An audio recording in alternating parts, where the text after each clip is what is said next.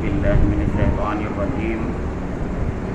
بسم الله الرحمن الرحيم. وإذا قيل لهم ماذا أنزل ربكم قالوا أساطير الأولين ليحملوا أوزارهم كاملة يوم القيامة ومن أوزار الذين يضلونهم بغير علم ألا ساء ما يزرون. قد مكر الذين من قبلهم فأتى الله بنيانهم من القواعد فخر عليهم السقف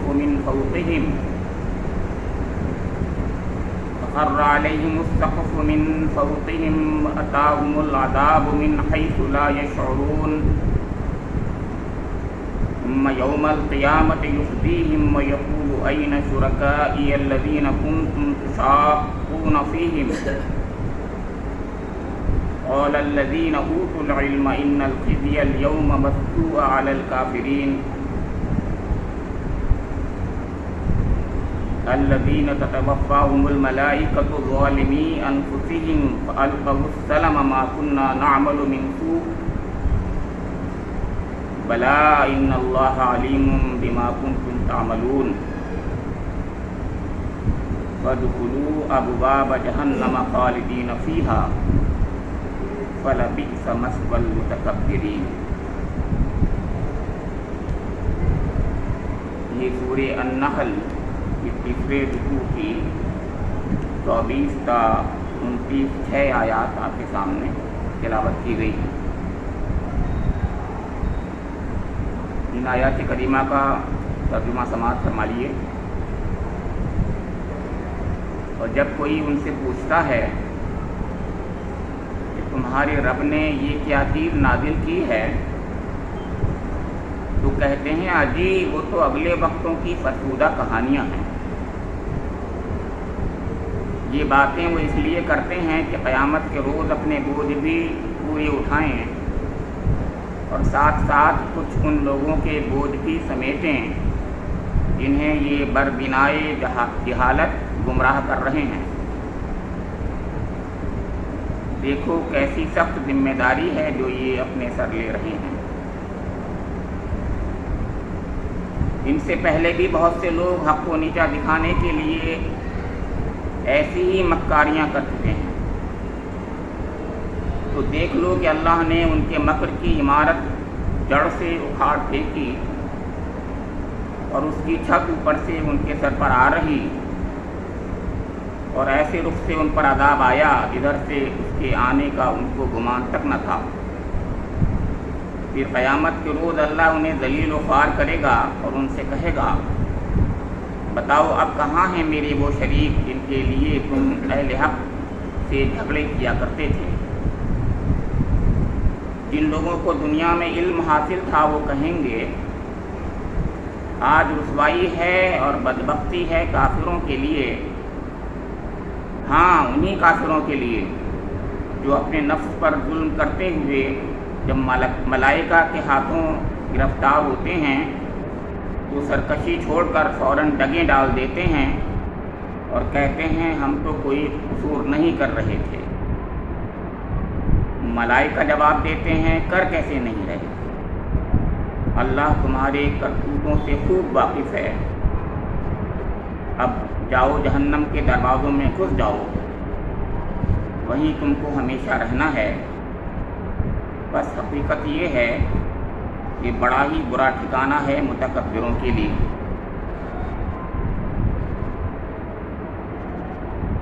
سورہ النحل جیسے کہ ابتدائی سے پہلے درس سے آپ کے سامنے یہ بات بتائی گئی ہے کہ یہ مکی سورہ ہے. مکے کے اس زمانے میں نازل ہوئی ہے جبکہ حضور نبی اکرم محمد مصطفیٰ صلی اللہ تعالیٰ علیہ وآلہ وسلم کی دعوت و تحریک کی خوب مخالفت اور خوب مذاق اور خوب سازشیں ہو رہی تھیں.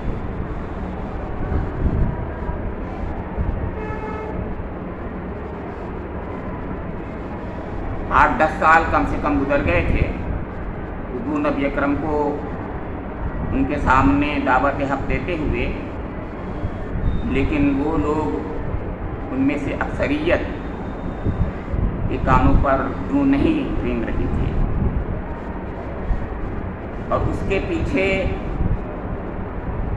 उनका इस्तिकबार था। और दूसरी चीज़ ये थी कि जिसको एक हम सिस्टम कहते हैं या निज़ाम कहते हैं, यानी मुशरिकाना निज़ाम, शिरकिया निज़ाम था, जो उसको सपोर्ट कर रहा है, जो उनको झूठे किस्म के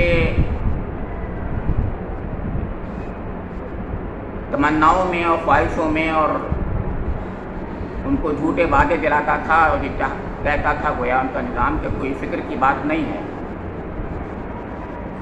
अब अगर इसके आगे एक बात ज़रा सोचें तो ये इस्तिकबार, जिसे हम अरबी में इस्तिकबार उसको कहते हैं, जो कि घमंडी हो, लेकिन सिर्फ घमंडी की बात नहीं है, बल्कि ये है कि इस्तिकबार जब माना जाता है इस्लाम के नुक्ता नज़र से और कुरान के नुक्ता नज़र से, जबकि इंसान अपने को बड़ा समझकर हक़ का इनकार कर दे तो इस्तिकबार कहलाता है। अगर वो अपने को बड़ा समझता है, किसी के सामने इजहार नहीं करता, तो अभी बात पूरी नहीं हुई। लेकिन जब वो इनकार करके आगे बढ़ जाता है और हक़ का इनकार कर देता है और दूसरों को छोटा समझता है, दूसरों को छोटा समझता है, अपने को बड़ा समझता है और हक़ का इनकार कर देता है, तो ये इस्तिकबार कहलाता है। ये अल्लाह को बिल्कुल बिल्कुल पसंद नहीं, बल्कि बर्दाश्त नहीं है। मेरे ख्याल से अल्लाह ही को नहीं, बल्कि किसी को भी बर्दाश्त नहीं होता। ये आप और करें, मुझे और आपको ही बर्दाश्त नहीं होगा अगर कोई और दूसरा मेरे साथ कोई मामला करे। मैं खुद करता होता हूँ, मुझे पता नहीं चलता है। इसलिए हमें एहतिसाब करना चाहिए, खुद अपना हर वक्त एहतिसाब करना चाहिए कि मैं वो कर रहा हूँ जिसको दुनिया पसंद नहीं करती और अल्लाह भी पसंद नहीं करता, तो इसका नतीजा बहुत ख़राब होगा। और उसी नतीजों को आज की आयत में बताया गया। एक दूसरी बात यह है कि ये जो इस्तिकबार है, इस इस्तिकबार को मुशरिकाना निज़ाम सपोर्ट करता है, याद रखिए। ये दो बातें मिलकर जोड़ी है सदा। यानी इस्तिकबार इस दुनिया में तभी फलता फूलता है जब उसके साथ में उसको सपोर्ट के लिए एक मुशरिकाना निज़ाम हो। अगर मुशरिकाना निज़ाम नहीं होता है तो शिर्क अपनी वही आपका घमंड और ये तमाम चीज़ें जो हैं अपनी मौत आप मर जाते हैं, क्योंकि कोई इसका सपोर्ट करने वाला ज़्यादा नहीं होता।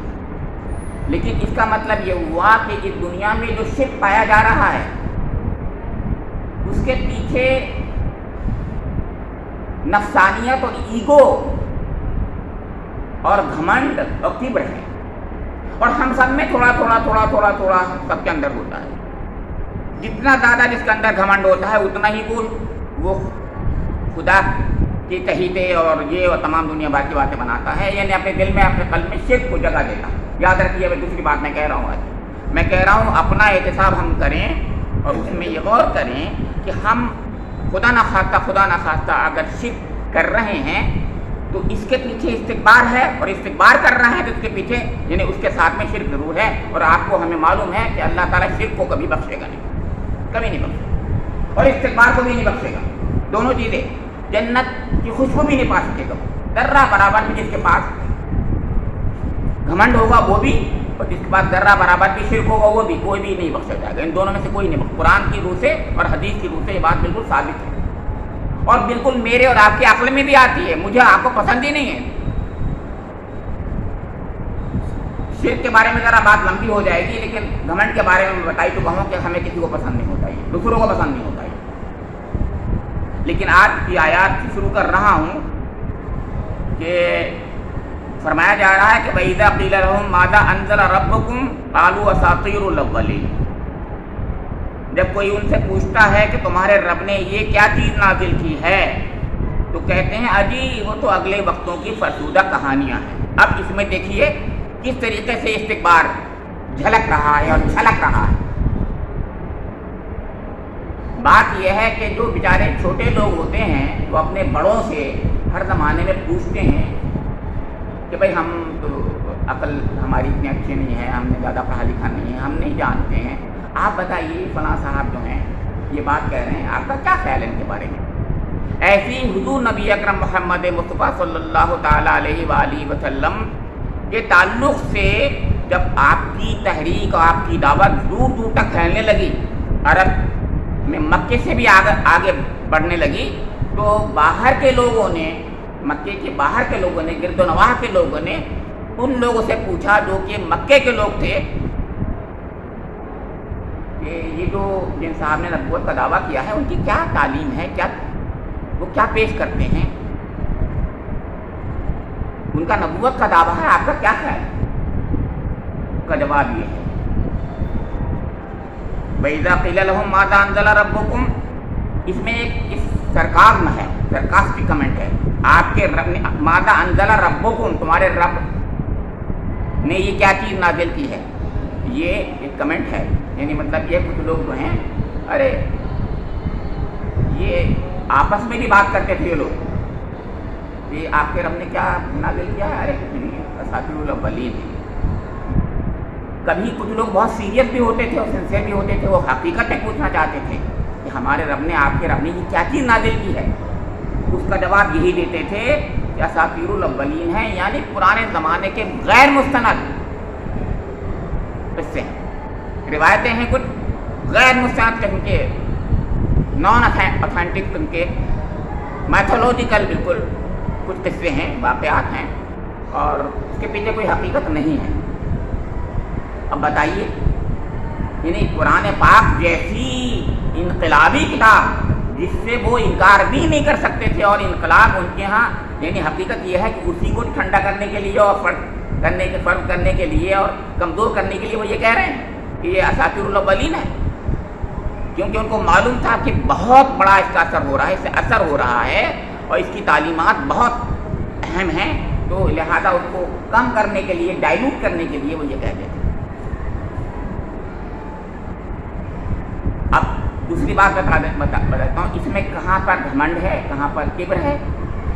کبر اور گھمنڈ یہاں پر تھا ان کا کہ حضور نبی اکرم نے جب دعوت پیش کرنا شروع کی تو اس سے انسانی زندگی میں قانون اور انصاف اور اخلاق اور ویلیوز، یہ تمام چیزوں کا رول ضروری ہو گیا، یعنی آدمی بن جاتا ہے اس کے اندر بہت سے بندھنوں میں، اور پھر حضور نبی اکرم کو ایک نبی مانیں گے تو آپ کو بڑا مانیں، نبی کی حیثیت سے تو بڑا ماننے پڑے گا کہ اللہ کا نبی ہے یہ، لہذا یہ ہے وہ جڑ کہ ہمیں نبی تو ان کو ماننے ہی نہیں۔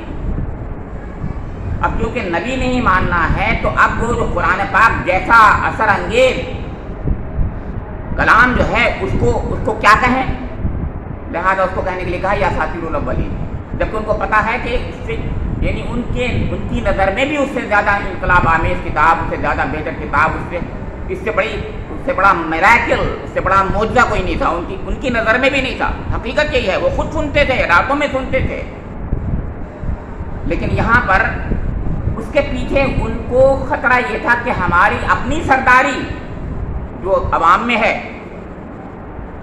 وہ تو ختم، ملیمیٹ ہو جائے گی، اب ہمیں تو ان کی سننی پڑے گی، حضور کی، یہ تو ہمیں برداشت نہیں۔ یہ ہے وہ چیز جو تھی، اس لیے میں نے عرض کیا کہ استکبار، انانیت، ایگو کے ساتھ میں یہ ان کا معاملہ تھا۔ اب اس کو جوڑیے شرک سے یہ معاملہ ہے کہ اب اس کے سپورٹ کے لیے، کیونکہ بہت سے عوام، بہت سے ساتھی باقی تو مانیں گے نہیں، کہیں گے نہیں آپ اس کے لیے دلیل لائیے، ویسے آپ کہہ رہے ہیں یہ بات، کیونکہ وہ ویلیو سسٹم کی بات کرتا ہے اسلام اور قرآن، وہ انسانی زندگی کو کی تبدیلی ایسی لاتا ہے، وہ اچھی لگتی ہے ہر ایک کو، ہم سمجھتا ہے کہ ہاں صحیح بات ہے تو لہٰذا وہ اس کے لیے ایک الٹرنیٹو سسٹم کا وہ پیش کر دیتے ہیں، وہ ہے شرک۔ وہ ساری چیزیں جو اسلام میں ہیں اس کا ایک پیرلل نظام کھڑا کر دیتے ہیں، یہ گڑھا ہوا ہوتا ہے سب۔ اسی لیے ایک بات اور میں عرض کر دوں آج، وہ یہ کہ دنیا میں ہر جگہ شرک الگ الگ ہوتا ہے، شرک ایک نہیں ہوتا، ہر جگہ الگ اپنے لحاظ سے، اپنی روایتوں کے لحاظ سے، اپنی ضرورت کے لحاظ سے شرک گڑھا جاتا ہے۔ تو عرب کا شرک تھا، عجم کا شرک ہوتا ہے، ہندوستان کا شرک ہے، کہیں اور کا دنیا میں اور جگہوں پر شرک، ہر جگہ کچھ نہ کچھ فرق ہوتا ہے. ایک بنیادی طور پر تو کچھ باتیں کہہ لیجیے آپ کہ ان میں کچھ چیزیں ہوتی ہیں، جیسے کہوں گا خدا کے ساتھ میں کچھ چہیتے ہوتے ہیں، یہ کچھ بنیادی باتیں سمجھ لیجیے. لیکن وہ چہیتے بنائے جاتے ہیں، کچھ ہوتے نہیں ہیں، نام ان کا الگ الگ ہوتا ہے، کہیں پر کچھ کہیں پر کچھ. تو اب اللہ تعالیٰ ظاہر میں تبصرہ کیوں کرے؟ کیونکہ اتنی عقل کی بات تھی، لاجیکل تھی، لہذا اللہ تعالیٰ نے فوراً ہم کو ایک بہت عقلی مخلوق مانتے ہوئے یہ کہا کہ لِيَحْمِلُوا أَوْزَارَهُمْ كَامِلَةً يَوْمَ الْقِيَامَةِ وَمِنْ أَوْزَارِ الَّذِينَ يُضِلُّونَهُمْ بِغَيْرِ عِلْمٍ أَلَا سَاءَ مَا يَزِرُونَ. اللہ رب کریم ہم سب کو بڑا ذہین سمجھتا ہے، اور ہیں ہم ذہین اللہ کی طرف سے. میں اس سے پہلے درس میں بتا چکا ہوں، اللہ نے ہمیں بہت کچھ دیا ہے، ہم غور و فکر کر سکتے ہیں، ہمیں عقل سے نوازا ہے، ہمیں یاد دہانی کرنے کی ہمارے اندر صلاحیت، ہمارے بہترین صلاحیتیں ہمارے پاس ہیں. اور اللہ رب کریم مانتا ہے کہ ہم نے آپ کو صلاحیتیں دی ہیں، تو صلاحیتوں کا استعمال کیجیے. چنانچہ یعنی اس کا نتیجہ بیان کر دیا اللہ تعالیٰ نے یہاں پر. لے یحملو، لے جو ہے یہ نتیجہ بتا رہا ہے.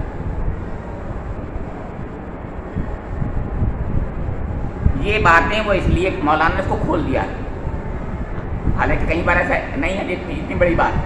یہ باتیں وہ اس لیے کرتے ہیں، یہ لی کے لیے مولانا نے کہا یحملوا اوزارہم کاملۃ یوم القیامہ.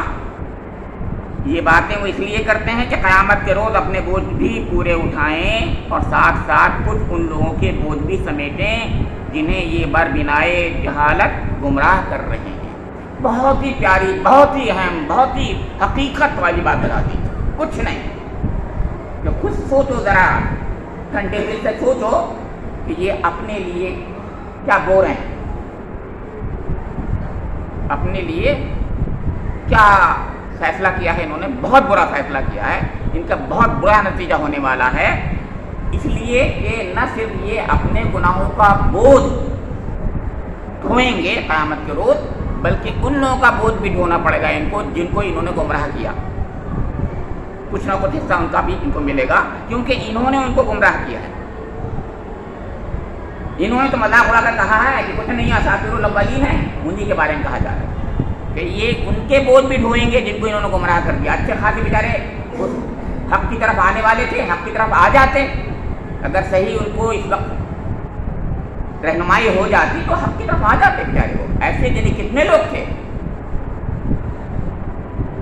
تو یہاں پر اللہ تعالیٰ نے فرمایا کہ بہت ہی برا بوجھ ہے جو ہو رہے ہیں. پھر اس کے بعد ایک حقیقت کا اظہار کیا جو تاریخی حقیقت ہے. یعنی پہلے ایک عقلی بات فرمائی، اب تاریخی بات فرمائی گئی. پہلے عقل سے ایک دلیل پیش کی، عقلی دلیل جسے میں نے بتایا تھا. اب ہے یہ تاریخی دلیل کہ قد مکر الذین من قبلہم فأتی اللہ بنیانہم من القواعد فخر علیہم السقف من فوقہم وأتاہم العذاب من حیث لا یشعرون. اس سے پہلے بھی کچھ لوگوں نے بڑے مکر کیے تھے، بڑی مکاریاں کی تھیں، بڑی سازشیں رچی تھیں، بہت کچھ کیا تھا. دین حنیف کے خلاف، انبیاء کرام کے خلاف انہوں نے پوری اپنی سازشیں رچی تھیں. لیکن ہوا کیا؟ جو عمارت انہوں نے سازش یعنی اپنے اس کی بنائی تھی، مکر کی، قرآن نے ایک استعارہ پیش کر رہا ہے. ایسا استعارہ ہے کیا کہیں اس کو، کوئی ادیب بہت اچھی طرح سمجھے گا اور سمجھائے گا. ایسا استعارہ ہے یہ قرآن میں. یہاں پر حقیقت یہ ہے کہ آدمی اشش کر اٹھتا ہے. بڑی گہری بات کہہ دی اللہ تعالیٰ نے کہ مکر کی عمارت انہوں نے بنائی ہے، اور اللہ تعالیٰ یہ کرے گا کہ نیچے سے اس کی بنیاد کو کھود دے گا تو اوپر سے گر جائے گی اور چھت گر پڑے گی. اور ایسا ہی ہوا ہے.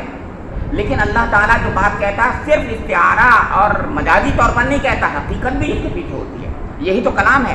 کلام اللہ کی خوبی یہ ہے کہ وہ صرف مجاز کی بات نہیں کرتا، حقیقت بھی اس میں ہوتی ہے. یعنی حقیقت میں دنیا میں ایسا ہوا ہے کہ اللہ تعالیٰ نے انبیاء کرام کے مخالفین کو ایسے ہی نیست و نابود کیا ہے جب انہوں نے سازشوں کے جال. قوم سمود کے بارے میں سوچیا، بہت واضح ہے ان کا قصہ، بالکل ایسے ہی ہے. قوم لوط کے بارے میں سوچیے، ایسے ہی ہے قصہ ان کا. اور قوم نوح کے بارے میں سوچیں، انبیاء کرام کے جو بھی اولو العزم انبیاء کرام کے بارے میں سوچیں، معلوم کریں کہ انہوں نے اپنے انبیاء کرام اپنے وقت کے نبی کے خلاف سازشوں کے اتنے جال بنے تھے میں کہہ رہا ہوں، اس کا ہم تصور نہیں کر سکتے بھائی، تصور نہیں کر سکتے، ایسے جال بنے تھے اور ایسی عمارت کھڑی کر دی تھی کہ اس سے نکل نہیں سکتا کوئی، اللہ ہے اللہ ہے اللہ ہے، بھول گئے وہ کہ ہم کس سے جنگ لڑ رہے ہیں، ہم کس سے خلاف کچھ کر رہے ہیں، ہم نبی کے خلاف جب کر رہے ہیں تو نبی کے پیچھے اللہ رب کریم کی ذات ہے اور وہ اس کا فرستادہ ہے، اس کا نمائندہ ہے، تو پھر وہ جو ہے جو کچھ کرے گا تو وہ بہت بہت برا ہوگا تمہارے لیے۔ تو فرمایا کہ فَأَتَى اللَّهُ بُنْيَانَهُمْ مِنَ الْقَوَاعِدِ فَخَرَّ عَلَيْهِمُ السَّقْفُ مِنْ فَوْقِهِمْ وَأَتَاهُمُ الْعَذَابُ مِنْ حَيْثُ لَا يَشْعُرُونَ، چھتیں گر پڑی، عذاب ایسا آیا ان پر کہ ان کو پتہ نہیں تھا، ایسا اچانک عذاب پر آ گیا۔ یعنی دنیا میں وہ یہ سمجھتے تھے، جتنے بھی مستکبرین ہوتے ہیں، ارے ہمیں کون کچھ کرے گا، انا ربکم الاعلی، ان میں سے کچھ لوگ ہوتے ہیں کہنے والے، فرعون وقت بھی ہوتے ہیں کچھ، جی ہم یہ کہتے ہیں کہ فرعون نے ایسا کہا تھا انا ربکم الاعلی، لیکن اپنے اعمال سے ہم بھی زبان حال سے بار بار ہی کہتے ہوتے ہیں کہ انا ربکم الاعلی، انا ربکم الاعلی، میری خواہش ہے نفس وہی سب سے آگے ہے، ہم بظاہر نہیں کہتے ایسا لیکن حقیقت ایسی ہوتا۔ تو یہاں فرمایا جا رہا ہے کہ اللہ رب کریم نے ان کو جو ہے عبرت کا سامان بنا دیا، ان کی چھتیں گر پڑی، وہ کھنڈر ہو کے رہ گئے، وہ ختم ہو کے رہ گئے۔ کیا تمہیں اندازہ نہیں ہے، تم نے دیکھا نہیں ہے، کیا یہ حقیقت نہیں ہے، یہ اساطیر الاولین ہے کیا؟ یہ مطلب ہے کہ تم اس کو جھوٹے سچے کچے تو کہہ رہے ہو، بتاؤ کیا تم اس سے گزرتے نہیں ہو ان جگہوں سے؟ اب فرمایا کہ ثم یوم القیامت یخزیہم ویقول این شرکائی الذین کنتم تشاقون فیہم قال الذین اوتوا العلم ان الخزی اليوم مسوا علی الکافرین۔ اب اس کے بعد فرمایا کہ دنیا میں تو عذاب آیا ہی آیا، دنیا میں بھی نہیں بچے وہ عذاب سے۔ اس کا مطلب یہ ہے استکبار اور گھمنڈ کو اللہ تعالیٰ اس دنیا میں بھی جو ہے پنپنے نہیں دیتا، مہلت دیتا ہے، لیکن ایک دن ان کو ذلیل و خوار دنیا میں بھی ضرور کرتا ہے، دنیا میں بھی عذاب ضرور آتا ہے۔ آخرت کا عذاب تو یہ فرمایا ثم یوم القیامت یخزیہم، ان کو رسوا کرے گا۔ دیکھیے اللہ تعالیٰ نے اپنے کلام میں جو ذکر کیا ہے یعنی بدلے کا، تو بدلے کو ایسے بتایا ہے کہ حقیقت میں اس سے بہتر بدلہ اور اس سے زیادہ عدل و فیصلہ والا بدلہ نہیں ہو سکتا، یعنی کیونکہ استکبار میں انسان دوسروں کو ذلیل و خوار کرتا ہے، اس کے اندر یہ ایک بنیادی پہلو ہوتا ہے کہ انسان جو ہے جب استکبار جو کرتا ہوتا ہے، جو گھمنڈ کرتا ہوتا ہے، وہ دوسروں کو ذلیل ضرور کرتا ہوتا ہے۔ جب وہ دوسروں کو ذلیل کرتا ہے اللہ رب کریم اس کو ضرور ذلیل کرے گا۔ یہ ہے ثم یوم القیامت یخزیہم، ان کو ضرور ذلیل کرے گا کیونکہ انہوں نے دنیا والے میں بیچارے چھوٹے چھوٹے لوگوں کو ذلیل کیا تھا۔ اور پھر کہا وَيَقُولُ أَيْنَ شُرَكَائِيَ الَّذِينَ كُنتُمْ تُشَاقُونَ فِيهِمْ، اب بتاؤ تمہارے وہ شریک کہاں ہیں، ان کو ذلیل کرنے کے لیے اب لاؤ اپنے شریک۔ اس کا مطلب یہ ہے کہ میں نے جو ابھی بات بتائی تھی کہ دو چیز ساتھ ساتھ انٹرلنک ہیں، یعنی گھمنڈ اور شرکیہ نظام شرک اور استکبار ساتھ ساتھ چلتے ہیں، دونوں ایک دوسرے سے آبیاری حاصل کرتے ہیں۔ اس دنیا میں جتنے بھی گھمنڈی ہیں یاد رکھیے اس کے پیچھے شرک ہے، اور جتنے شرکیہ نظام ہے اس کے اندر گھمنڈ ضرور آتا ہے۔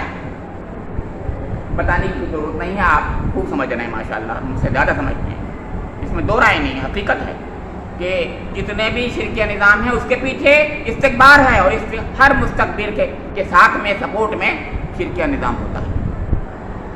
تو اللہ تعالیٰ ان کو ذلیل و خوار کرے گا، دنیا میں بھی ذلیل ہوئے، ابھی اس کا ذکر آ چکا، اور یعنی نہ صرف وہ ختم ہوئے بلکہ ان کے گھر بھی ختم ہو گئے، جس میں بڑے بڑے محلات، ان محلات کو بھی اللہ تعالیٰ نے زمین بوس کر دیا۔ کہا تھا جس کے لیے بہت زیادہ تم محنت کرتے، تشاقون فیہم، ان کے لیے بڑی بڑی محنت کرتے تھے تم، تو وہ کہاں ہیں اب تمہارے شریک؟ اب سنیے، اب وہ تو بولی، ان کی بولتی بند ہو گئی۔ اب دیکھیے یہاں لفظ میں اپنی زبان بول گیا کہ بولتی بند ہو گئی، یعنی یہاں تو بہت بولنے والے تھے، چرب زبان تھے لوگ، اللہ کے سامنے گم ہو گئے، زبان بالکل گم ہو گئی۔ ایسا ہی ہوتا ہے، دیکھیے جو جتنا زیادہ بولنے والا ہوتا ہے اللہ تعالیٰ ایک دن اس کی زبان بند کر دیتا ہے، اب کرے گا ضرور، یہ بات بتائیے، اس کا مطلب یہ ہے وہ نہیں بولیں گے، یہ ہے قرآن ذکر کر رہا ہے، کچھ نہیں بتایا، بلکہ فرمایا قال الذین اوتوا العلم ان الخزي اليوم والسوء على الكافرین۔ اس دن اہل علم، ایمان والے، اللہ کے جو نیک بندے ہیں وہی بولیں گے، اور کیا بولیں گے کہ ان الخزي اليوم والسوء على الكافرین، کافروں کے لیے ہی ذلت ہے، رسوائی ہے، اور ان کے لیے جو حقیقی برائی ہے وہ آج ان کے لیے ان کے سامنے آ گئی۔ حقیقت میں وہ برائی کو سمیٹ رہے تھے، حقیقت میں وہ ذلت کو سمیٹ رہے تھے، آج ان کے سامنے آ گیا۔ اہل علم اس دن بولیں گے، یہ بول نہیں پائیں گے اس دن، کتنے ذلیل ہوئے غور کیجیے، بول نہیں پائیں گے اس دن، اور آگے بھی ذکر آئے گا، بھی دیکھیے گا کہ کتنا ذلیل ہوئے ہیں۔ آپ دیکھیے الذین تتوفاہم الملائکۃ ظالمی انفسہم فالقوا السلم ما كنا نعمل من سوء بلا ان اللہ علیم بما کنتم۔ اب اس کے بعد انہوں نے کہا نہ صرف یہ کہ ان پر عذاب آیا کہ دنیا میں انبیاء کرام نے جب حجت تمام کر دی، نہ صرف یہ کہ قیامت کے روز ان پر ذلت و خواری ان کے لیے مقدر ہوگی، بلکہ سنو اس دنیا میں جب ان کی موت آتی ہے تب بھی سن لو کیا ہوتا ہے ان کا۔ یہ تین بات ہیں جو غور کیجیے، تو اللہ تعالیٰ نے فرمایا کہ یہی لوگ الذین تتوفاہم الملائکۃ الظالمین، جنہوں نے اپنے نفسوں پر ظلم کیا تھا، ان کی روح کو جب قبض فرشتے کر رہے ہوں گے فَأَلْقَوْا السَّلَمَ مَا كُنَّا نَعْمَلُ مِنْ سُوءٍ، تو سوچئے کہ تو وہ فوراً القوا السلام اپنی جگہ ڈال دیں گے۔ اب بتائیے، ارے بڑے اونچے بولنے والے، سر ان کا سیدھا اونچے کبھی نیچے ہی نہیں آ رہا تھا اس دنیا میں، ہاں ایسے ہی رکھتا تھا اونٹ کی طرح، وہاں پر ڈگے ڈال دیں گے وہ۔ دیکھیے یہ ذلت کی آخری حد ہے ان کا، یہ بھی ڈگے ڈال دیں گے بالکل اپنی وہاں پر، اور نہ صرف ڈگے ڈال دیں گے بلکہ یہ کہیں گے جھوٹی بات، ما کننا نعمل من سوء، یعنی آپ عذر پیش کریں گے کہ نہیں ہم تو کوئی غلطی نہیں کر رہے تھے، ہم سے تو ایسا نہیں ہوا، اے اللہ تو بچا لے ہمیں، ہم تو ٹھیک تھے، یہ اس طرح کی باتیں کریں گے، بالکل بدل جائیں گے اپنے، مطلب یہ ہے کہ بالکل بدل جائیں گے، اور وہاں جا کر کے ان کے سامنے کوئی موقع نہیں ہوگا، ڈگے ڈال دیں گے، بالکل سرنڈر کر دیں گے۔ بلا ان اللہ علیم بما کنتم تعملون، اللہ تعالیٰ کی طرف سے فیصلہ ہوگا، غلط کہہ رہے ہو، ان فرشتے بولیں گے بالکل غلط ہے، اللہ تعالیٰ کو تمہارے ہر فعل کا، ہر عمل کا خوب پتہ ہے جو تم کر رہے ہو، ان اللہ علیم بما کنتم تعملون، جو کچھ بھی تم کر رہے تھے خوب جانتا ہے کہ آج تم کیا کہہ رہے ہو، جھوٹ بول رہے ہو، اس سے پہلے دنیا میں تم نے کیا کیا تھا وہ خوب جانتا ہے۔ تو فادخلوا ابواب جہنم خالدین فیہا فلبئس مثوی المتکبرین، تو اس جہنم میں ہمیشہ ہمیشہ کے لیے داخل ہو جاؤ، اور حقیقت یہ ہے کہ یہ بڑا ہی برا ٹھکانہ ہے متکبروں کے لیے۔ اب دیکھیے آخر تک متکبر کا لفظ آ رہا، آخر تک وہی گھمنڈیوں کا ذکر آ رہا ہے، آخر تک وہی استکبار کی بات آ رہی ہے، استکبار، گھمنڈ اور شرک کو جوڑتے رہیے۔ میں عرض کر رہا ہوں اور بار بار عرض کر رہا ہوں، میں احتساب کروں، یہ آخری آیت تھی، میں اپنا احتساب کروں کہ ذرہ برابر بھی میرے اندر گھمنڈ ہوگا، اتنے ہی درجے میں میرے اندر شرک ہوگا۔ یاد رکھیے میں آج دوسری بات کہہ رہا ہوں، آج ہمیں بالکل سے پہلے نہیں کہی تھی، آج یوں سوچیے کہ جتنا میرے اندر گھمنڈ ہوگا اس کے بقدر میرے اندر شرک ہوگا۔ آپ پوچھیں کیسے؟ ایسے کہ میں اس وقت ہوائے نفس کو اپنا خدا بنا رہا ہوں، اپنی خواہشات نفس کو اپنا خدا بنا رہا ہوں گا، اپنی برادری کو، کسی کو، اپنے لوگوں کو خدا بنا رہا ہوں گا۔ ارے یہ تو بالکل ٹھیک بولتے ہیں، ان کی بات تو ماننی چاہیے، ہیں سب کے سامنے کھڑے ہو کے یہ بول رہا ہوں گا، یعنی ان کو خدا بنا رہا ہوں گا، نہ خدا نہ رسول سب کو بھول گئے، یہ میری برادری۔ تو جو برادری کی بات کرے گا یا اپنی بات کرے گا یا جتنے بھی طریقے سے وہ خواہشات نفس کی بات کرے گا، وہ اس سے اتنا ہی شرک کر رہا ہوگا، اس میں دو رائے نہیں، اور جتنا شرک کر رہا ہوگا اس کے پیچھے خواہشات، اس سے پیچھے اس کے اندر وہ انانیت ہوگی، یعنی اپنا مفاد ہوگا، کوئی دنیاوی مفاد، چھوٹا مفاد، اللہ رب کریم مجھے اور آپ لوگوں کو اس انانیت سے بچا لے جو کہ غیر حق ہے۔ انانیت تو ویسے بھی ایگو جسے کہتے ہیں، ایگوئزم تو ویسے بھی غلط ہے۔ وہ ایگو ایک ہے خودی، ایک ہے ایگو، تو انانیت سے اللہ رب کریم بچا لے، اس لیے کہ انانیت اور شرک ساتھ ساتھ چلتے ہیں، اور نہ انانیت کو اللہ بخشے گا اور نہ شرک کو بخشے گا۔ اللہ رب کریم ہمیں بچا لے اس عذاب سے جو شرک کی بنا پر لوگوں کو ہونے والا ہے، اللہ تعالیٰ بچا لے کبر کے بنا پر جو عذاب ہونے والا ہے، اور یہ دونوں لوگ ہمیشہ ہمیشہ جہنم کے مستحق ہوں گے۔ ربنا تقبل منا انک انت السمیع العلیم وتب علینا انک انت التواب الرحیم وآخر دعوانا